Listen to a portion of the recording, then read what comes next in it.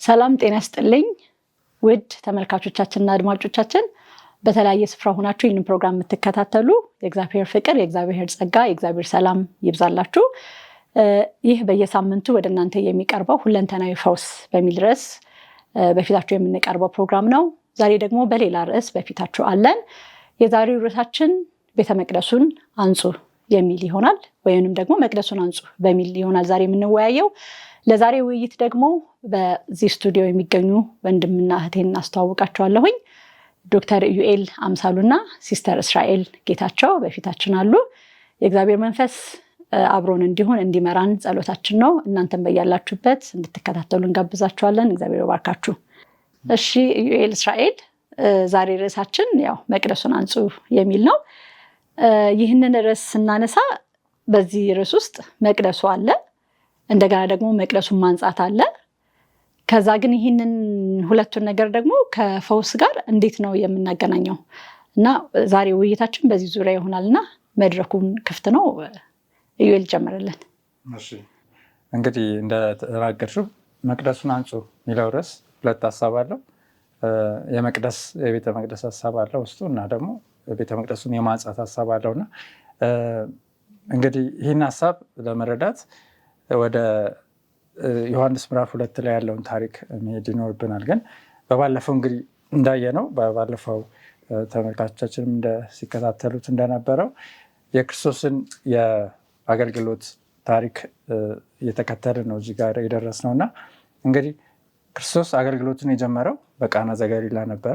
ከቃና ዘገሊላ በኋላ ደግሞ ከተወሰነ ወራት በኋላ የፋሲካ በዓል ነበረ እና በዚህ የፋሲካ በዓል ላይ ለመገኘት ወደ ኢየሩሳሌም ይመጣል እና ዮሐንስ ምዕራፍ 2 ላይ እንግዲህ እንደምናነበው የአይሁድ ፋሲካ ነበረ፣ የመዘጋጀት ጊዜ ነበር። ኢየሱስም ወደ ኢየሩሳሌም ወጣ ይለናል እና እዛ ቦታ ላይ ነው እንግዲህ ይህንን የቤተ መቅደስ መንጻት የሚለውን ሀሳብ የምናገኘውና በዛ ታሪክ ላይ ተመስርተን ነው የዛሬውን ሀሳብ እና ውይይት የምናደርገው እና እንግዲህ ብታነቢልን ዮሐንስ ምዕራፍ 2 ቁጥር 14 እስከ 16 በዛ ሀሳብ ላይ።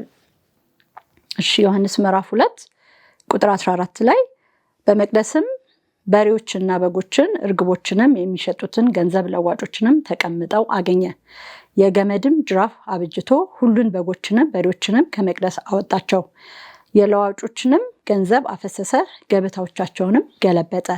ርግብ ሻጮችንም ይህንን ከዚህ ውሰዱ፣ የአባቴ ቤት የንግድ ቤት አታድርጉት አላቸው። ደቀ መዛሙርቱም የቤትህ ቅናት ይበላኛል ተብሎ እንደተጻፈ አሰቡ ይላል። እንግዲህ እዚህ ታሪክ ላይ እንደምናየው ክርስቶስ ወደ ኢየሩሳሌም መጣ። ኢየሩሳሌም የሄደበትን ታሪክ ደግሞ ስናጠና ለአገልግሎት መምጣቱን አላሳወቀም፣ በይፋ አላሳወቀም ነበርና ከብዙ አይሁዶች ጋር ወደ ኢየሩሳሌም እንደመጣ ነው የሚነግረን እና እዚህ ቦታ ላይ ክርስቶስ አገልግሎቱን ሚሽኑን መጀመሩን ለማስታወቅ የተጠቀመበት ሁኔታ ነው የምናየው። ልክ ወደ ኢየሩሳሌም መጥቶ በፋሲካው በዓል ላይ በቤተ መቅደስ ሲገኝ የነበረው ሁኔታ ነው አሁን ያነበብነው እና የነበረውን ሁኔታ ከተመለከተ በኋላ ነው ቤተ መቅደሱን ወደ ማንጻት የሄደውና እዚህ ጋር እስራኤልን ጠይቃትና ክርስቶስ በዛ ቦታ በፋሲካ መገኘቱ ምን ትርጉም አለው፣ እንዴት እናገናኘዋለን የሚለውን እስቲ አንቺ ማሳብ ስጪኝ። እሺ፣ የፋሲካ በዓል በምንመለከትበት ጊዜ እስራኤላውያኖች እንዲያከብሩት ትእዛዝ ተሰጥቷቸዋል። ግን መጀመሪያ ፋሲካ ከግብፅ የወጡበት ነው፣ ነፃ የወጡበት ጊዜ ነበርና ያኛው አሁን ከክርስቶስ ጋር የሚገናኝ ነው። በዛ ጊዜ ምን ነበር ያደረጉት? ከግብፅ ሲወጡ አርደው ከዛ ስጋውን እንዲመገቡና ከዛ ደግሞ ደሙን ደግሞ በመቃናቸው በየቤታቸው ላይ እንዲቀቡ የተሰጣቸው ትእዛዝ ነበርና እሱን ተከትሎ የነፃ መውጫቸውን የተመለከተ ነውና ይሄ በየዓመቱ ሁሌ የሚከበር የነሱ በጣም ትልቅ በዓል ነበርና ክርስቶስ እንግዲህ አሁን እዚህ ላይ አዲሱ የሚታረደው በግ ሆኖ የሚቀርብ እውነት ነው።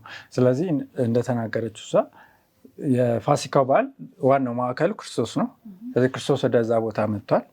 የእሱን የሚወክለውን ደግሞ መስዋዕቱን፣ ስርዓቱን፣ እያንዳንዱን ነገር ደግሞ ሲመለከት ያየው ነገር ነበር። ቀደም እንዳነበብ ነው በቤተ መቅደስ ውስጥ ካህናቶች አሉ፣ ለመስዋዕት ደግሞ የሚቀርቡ በጎች አሉ፣ የተለያዩ እንትኖች አሉና በእስራኤል ታሪክ ደግሞ ወደኋላ ተመልሰንም ስንሄድ እያንዳንዱ ሰው በፋሲካ ጊዜ ይዞ የሚመጣው ገንዘብ አለ።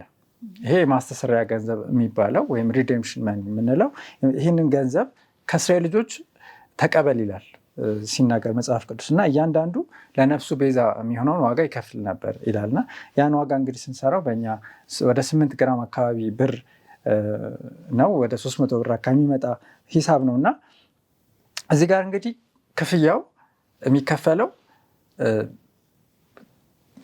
ለዛ ለደህንነት የሚከፈለውን ዋጋ ለማሳየት ነው እና ያም ዋጋ ተመሳሳይ ነው። ለሀብታሙም ለድሃውም ተመሳሳይ የሆነ ዋጋ ነው የሚከፈለው እና ይህንን ክፍያ ደግሞ ለመክፈል ድሃውም ሀብታሙም ሲመጣ ከተለያየ ቦታ ላይ ሲመጣ እዛ ቦታ ላይ ገንዘብ የሚቀይሩ አሉ። ስለዚህ ይዘውት የሚመጡት ገንዘብ እና የቤተ መቅደሱ ገንዘብ ይለያያል። ስለዚህ በቤተ መቅደሱ ገንዘብ ለመቀየር ሲመጡ እዛ ጋር ደግሞ የሚገጥሟቸው ገንዘብን የሚቀይሩ ቀያሪዎች አሉ። እዚህ ጋር ደግሞ ሻጮች አሉ፣ እንስሳቶችን የሚሸጡ ለመስዋዕት የሚቀርበውን እና ይሄ ነው እንግዲህ የነበረው ሁኔታ ታሪኩ ላይ ስናይ እና እዚህ ቦታ ላይ ምን ሲያደርጉ ነው ክርስቶስ ያያቸው?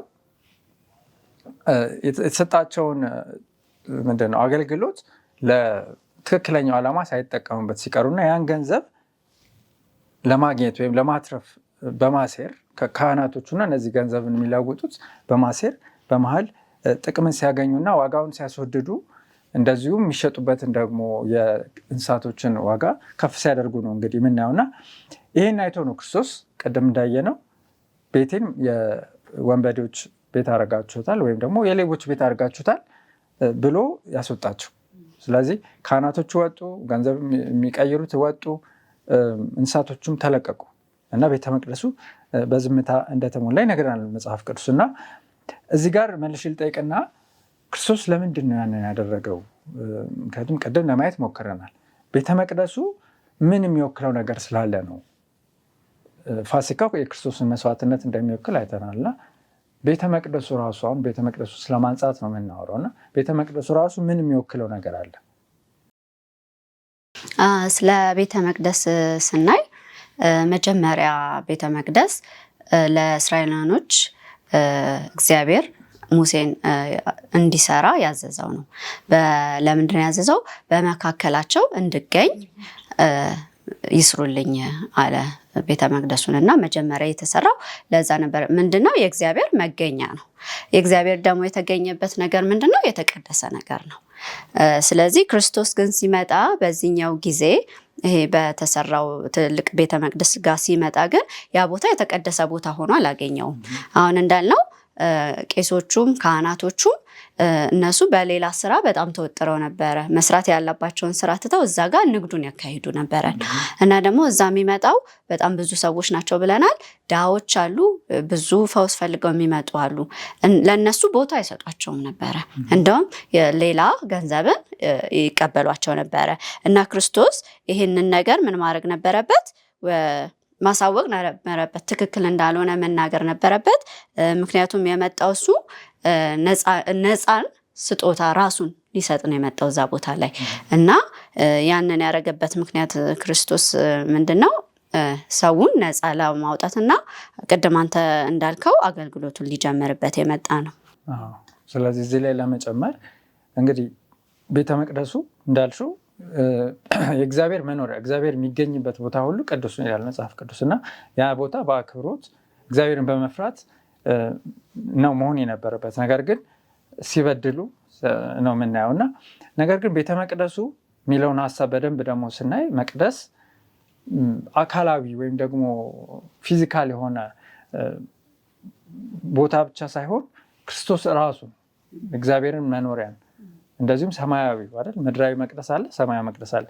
ያን ሁሉ የሚወክል ነውና እንግዲህ የተፈጠረው ፍጥረት ሁሉ በሌላ በኩል ደግሞ የእግዚአብሔር ማደሪያ የእግዚአብሔር መቅደስ እንደሆነ መጽሐፍ ቅዱስ ይናገራል። ለክብሬ የፈጠርኳቸው ይላል እና የሰውን ልጅም ፍጥረት ስናይ የእግዚአብሔር መቅደስ እንዲሆን የእግዚአብሔር ማደሪያ የመንፈሱ ማደሪያ እንዲሆን ተደርጎ ነው የተፈጠረው የሚል ሀሳብ እናገኛለን እና ለምሳሌ 1 ቆሮንቶስ 3:16 ብታነቢልን ስለዚህ ሀሳብ ይነግረናል። ምክንያቱም ክርስቶስ በሌላም ቦታ ምን ይላል? እኔ በእርሱ እኖራለሁ መንፈሴም በእናንተ መካከል ይኖራል፣ እግዚአብሔር ማደሪያም ከሰዎች ጋር ይሆናል የሚሉ በተደጋጋሚ ሀሳቦች ይገልጻሉና 1 ቆሮንቶስ 3:16 የእግዚአብሔር ቤተ መቅደስ እንደሆናችሁ የእግዚአብሔርን መንፈስ እንዲኖርባችሁ አታውቁምን? ማንም የእግዚአብሔርን ቤተ መቅደስ ቢያፈርስ እግዚአብሔር እርሱን ያፈርሰዋል። የእግዚአብሔር ቤተ መቅደስ ቅዱስ ነውና ያውም እናንተ ናችሁ። ስለዚህ እዚህ ላይ እናንተው ያውም ምንድናችሁ? የእግዚአብሔር መቅደስ ናችሁ። ስለዚህ የመንፈስ ቅዱስ ማደሪያ ነን ይላልና የእግዚአብሔር መንፈስ ማደሪያ ግን ማለት በትክክል ምን ማለት ነው? እንዴት ነው የሰው ልጅ የእግዚአብሔር መንፈስ ቅዱስ ማደሪያ ወይ መቅደስ ሊሆን የሚችለው? እንዴት ትረጃዋለሽ እስራኤል? አሁን እንዳልነው ነው። አሁን ከኛ ከሰውነታችን ጋር ስናገናኘው መጀመሪያ ቤተ መቅደስ ነበረ፣ የእግዚአብሔር መገኛ ነው፣ እግዚአብሔር የተገኘበት ቅዱስ ነው ብለናል። ከዛ ክርስቶስ እዚህ ምድር ላይ ሲመጣ እሱ ራሱ እንደዛ ሆኖ ነው የመጣልን። ቤተ መቅደሱ አሁን ክርስቶስ ሊሆን ነው የመጣው። የዚያን ስራ ራሱ ሊፈጽመው ነው የመጣው አይደለ? በጉ ሆኖ ራሱ ነው የመጣው እና ይህንን ከኛ ሰውነት ጋር በኃጢአት ምክንያት የኛ ማደሪያ አልነበረም። ግን ክርስቶስ ከመጣ በኋላ እና ያንን ዕዳ ከከፈለ በኋላ እኛ የሱ ማደሪያ ሆነናል። አሁን እንደተነበበው እናንተ የእግዚአብሔር መንፈስ ቅዱስ ማደሪያ እንደሆናችሁ አታውቁምን ይላል። ስለዚህ እኛ የእግዚአብሔር አሁን በዚህ ምድር ላይ በዚህ ጊዜ እኛ ነን የእግዚአብሔር ቤተ መቅደስ። ስለዚህ 1 ዮሐንስ ምዕራፍ 4 ላይም ሲናገር ምን ይላል? እግዚአብሔር ፍቅር ነው ይልና በፍቅር የሚኖርም በእግዚአብሔር ይኖራል እና እግዚአብሔርም በእርሱ ይኖራል ይላል። ስለዚህ ሰው በእግዚአብሔር አምሳል በእግዚአብሔር መልክ ተፈጥሯል። በአካልም አይደል በመንፈስም ወይም ደግሞ በሀሳቡም እግዚአብሔርን የሚመስል ተደርጎ ነው ዲዛይን የተደረገው። ስለዚህ ማደሪያው ነው ሲባል የእግዚአብሔርን ሀሳብ ያንጸባርቃል። በሀሳቡ ከእግዚአብሔር ሀሳብ ጋር ይመሳሰላል። አካሉ ደግሞ ሲፈጠር አዳምና ሔዋንን ስናይ በጣም ግርማ ሞገስ ያላቸው በጣም ውብ የሆኑ በጣም ጠንካራ የሆኑ የእግዚአብሔርን ማንነት የእግዚአብሔርን ክብር ሊገልጽ በሚችል በብርሃን ተሸፍነው ነው የተፈጠሩት እና ነገር ግን እዚህ ጋር እንዳነበብ ነው እግዚአብሔርን በእርሱ ይኖራል ይልና በፍቅርም ይኖር ይላል። ዋናው ግን የእግዚአብሔር መኖሪያ መሆናቸው ሀሳቡ ምንድን ነው? ፍቅር፣ የእግዚአብሔር ፍቅር በእነሱ ውስጥ የእግዚአብሔር ባህሪ በእነሱ ሲንጸባረቅ ማለት ነው እና ይሄ ነው ዋናው የእግዚአብሔር መቅደስ ማደሪያ ነን የሚለውን ሀሳብ እና ስለ ሰውነታችንም እንግዲህ ዳዊት ሲናገር ምን ይላል? በመዝሙር 39 ላይ ግሩምና ድንቅ ሆኜ ተፈጥሬያለሁና ምና አመሰግንሃለሁ፣ ስራ ድንቅ ነው፣ ነፍሴም እጅግ ታውቀዋለች ይላልና ግሩምና ድንቅ አድርጎ እግዚአብሔር የሰራው የእግዚአብሔር መቅደስ ነን ማለት ነው እና እስቲ ከሰውነታችን ጋር በተወሰነ መንገድ ለመረዳት ቤተ መቅደሳችን ስንት ክፍል አለው? ደስታ 3 ክፍል አለው። አደባባይ አለ፣ ቅዱሱ ስፍራ አለ፣ ቅድስተ ቅዱሳኑ ደግሞ አለ። ስለዚህ የእግዚአብሔር መቅደስ እንግዲህ ቅዱሱ፣ ቅድስተ ቅዱሳን እና ደግሞ የውጭ ብለን የሰውንም አካል ስናይ 3 አይነት ማንነት አለናል። አካል፣ አእምሮና መንፈሳዊ ማንነት አለን። እንደዚሁ ደግሞ አካላችን ደግሞ ዲዛይኑን ደግሞ ስናይ የምናስብበት የተቀደሰው የእግዚአብሔር ሕግ የሚቀመጥበት ቅድስተ ቅዱሳን አለ።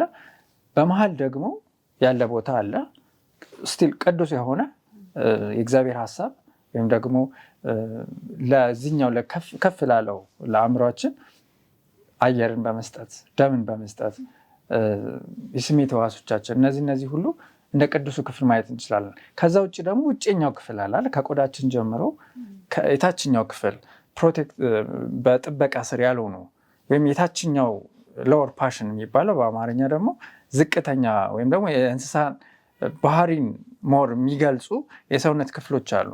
እነዛን ደግሞ ከውጭው ክፍል ጋር ማገናኘት እንችላለን እና በዚህ መልኩ እንግዲህ እግዚአብሔር መቅደስና የሰው ክፍል የሰው ሰውነት አብሮ እንደሚሄድ ማየት እንችላለን እና እስቲ ወደ ታሪኩ እንመለስና ቅድም እንደጠየቅሽን ቤተ መቅደሱ መንጻትና የፈውስ መንገድ እንዴት ነው አብሮ የሚሄደው የሚለውን ለመረዳት ነው እና ቤተ መቅደሱ እንግዲህ ነጽቷል ወይም ደግሞ ከነበረው ርኩሰት ጸድቷል ብለናል እና እንግዲህ ክርስቶስ እዚህ ጋር ለምንድነው ማንጻት ያስፈለገው? ቅድም በተደጋጋሚ አንስተነዋል።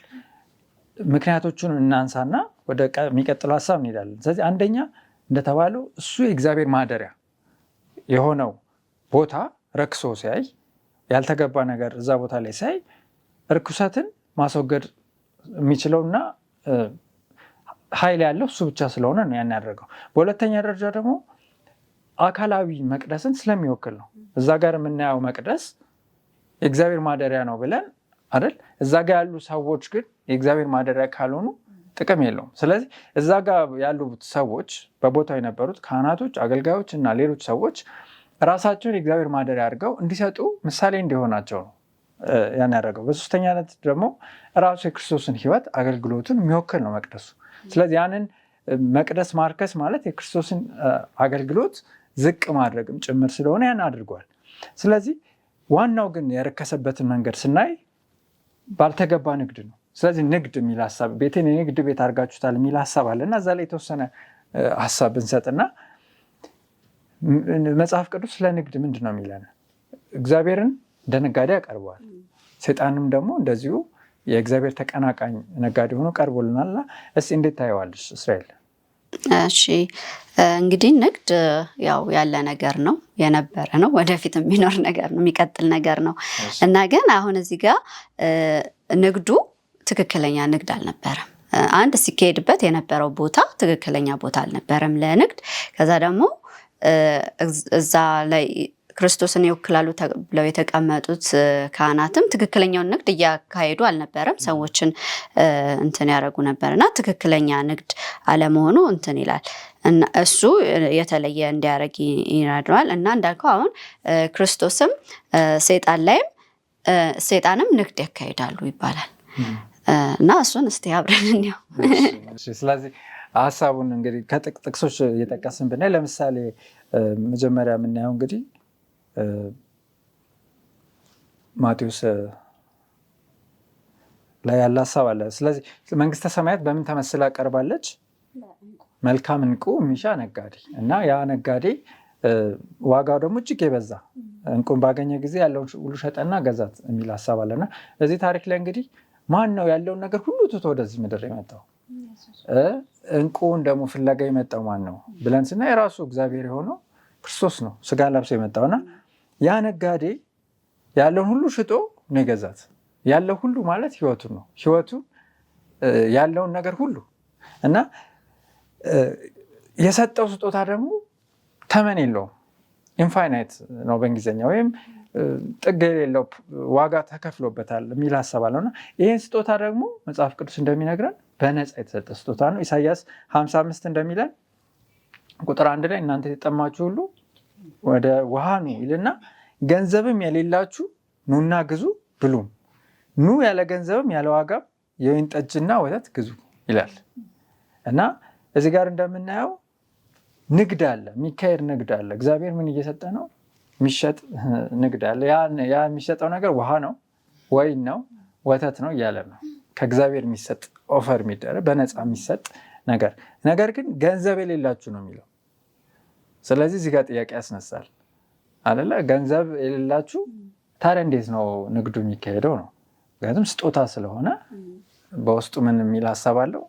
ያ ነገር የተከፈለበት ነው፣ የተከፈለው ደግሞ በክርስቶስ ነው የሚል ሀሳብ አለው እና በሌላም ቦታ እንግዲህ ክርስቶስ ከኔ ግዛ፣ ወርቅን ግዛ፣ ልብስን፣ ነጭ ልብስን ግዛ፣ ኩልን ግዛ እያለ ሲጠቅስ እናያለና ክርስቶስ በአንድ በኩል የሚሰጠን ነገር አለ አይደል? እንደምናስተውለው ጤናን እየሰጠን ነው፣ ጽድቁን እየሰጠን ነው፣ ህይወትን እየሰጠን ነው። እኔ ህይወት እንዲሆንላቸውና እንዲትረፈረፍላቸው። ስለዚህ ስለ ፈውስ ስናወራ በዛ ቦታ ላይ ስለነበረው ንግድ እንግዲህ ስታስተውሉ በምሳሌነት የክርስቶስን ነፃ ስጦታ፣ ያም የጤናን ስጦታ አይደል? የፈውስን፣ የሰላምን ክርስቶስን በማግኘት አይደል ፈውስ የሚሆነው ለሰው፣ ያንን እየሰጠ ነው ክርስቶስ። እዛ ቦታ ላይ ደግሞ ሰይጣን እየተቃወሙ ነው ያለውና ምናልባት ስለ ሰይጣንስ የምንለው ምትን ሀሳብ ካለ፣ ምክንያቱም ክርስቶስ ይህንን ነፃ ስጦታ የሰጠ ነው። ሰይጣን ደግሞ በሌላ በኩል ያለውን ንግድ እያወራ ነው እና ስለ ሰይጣን ንግድ ምን ሀሳብ ትሰጣላችሁ? እንግዲህ እግዚአብሔር ትልቁን ስጦታ ኢየሱስ ክርስቶስን ሰጥቶናል ብለናል፣ አቅርቦልናል። እሱ ነፃ ነው አለን።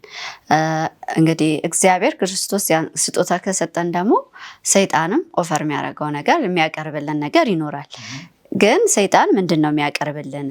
አሁን የክርስቶስ እንዳልኩ እኔን ተቀበሉኝ በቃ አይደል የዘላለም ሕይወት ታገኛላችሁ ፍቅርን እያሳየን ነው እንደዚህ። ግን ሰይጣን የሚያሳየን ነገር ቃል የገባልን ነገር ምንድነው? እንዲህ ነው የሚባል ነገር የለም። ስናየው ብዙ ጊዜ የሰይጣንን የሚያቀርብልን ነገር ይሄ ዓለማዊ ነገሮችን የገንዘብ ፍቅርን ሊሆን ይችላል፣ ወይ የስጋ ምኞትን ሊሆን ይችላል፣ ወይ ደግሞ ኃይልን በምድር ላይ ልናገኝ የምንችለውን ኃይል ነው እና ይሄንን ነገር ለክርስቶስም አቅርቦ ሲያቀርብለት እናያለን እና እሱን ሞር ዲቴይል አብረን እናያለን። እስቲ ሕዝቅኤል 28 ላይ ሕዝቅኤል 28 ቁጥር 18 ላይ ያለውን ሐሳብ እናንብብና ይህን ሐሳብ በደንብ ለመረዳት ይረዳናል። ሰይጣን ንግድ ላይ ነው ያለው። ምንድን ነው እየሸጠ ያለው? በምላሽ ውስጥ ምንድን ነው ለእኛ እየሰጠን ያለው? 18 ላይ በበደልህ ብዛት በንግድህም ኃጢአት መቅደስህን አረከስክ። ስለዚህ እሳትን ከውስጥህ አውጥቻለሁ፣ እርሷም በልታሃለች። በሚያዩም ሁሉ ፊት በምድር ላይ አመድ አድርጌሃለሁ። እንግዲህ እዚህ ክፍል ላይ የሚያወራው ስለማን ነው? ስለ ሉሲፈር ነው አይደል? ስለወደቀው ሰይጣን ነው። እና ምን አድርክ ነው የሚለው? በበደልህ ብዛት በንግድህም ኃጢአት። ስለዚህ ምን እያደረገ ነው ማለት ነው? እየነገደ ነው ማለት ነው። የት ነው ይሄ ቦታ? በሰማይ በሰማይ እየሸጠ የነበረው ነገር ምንድን ነው እየሸጠ የነበረው? አሁን ሰይጣን እንግዲህ የተጣለበትን ምክንያት ስናይ በክርስቶስ ላይ ጥያቄን ስላመጣ ነው። የክርስቶስን ኃይል ስለፈለገ፣ የክርስቶስን ሁሉን ነገሩን ስለተመኘ ስለፈለገ ነው እና ይሄንን ሀሳቡን ለማን ነው? ይሄን እንግዲህ የሚሸጠው ነገር አለ፣ ሀሳብ ይዟል። ያ ሀሳብ ምንድነው? ያው ከክርስቶስ በላይ መሆን ነው፣ ራሱን ከፍ ከፍ ማድረግ ነው ከእግዚአብሔር ዙፋን በላይ እና ይሄንን ኦፈር ይዞ መላእክቶች ጋር ሄደ፣ አቀረበላቸው እና ሊያሳምናቸው ሞከረ። ደግሞ ያመኑትም ነበሩ እና የገዙት ነበሩ።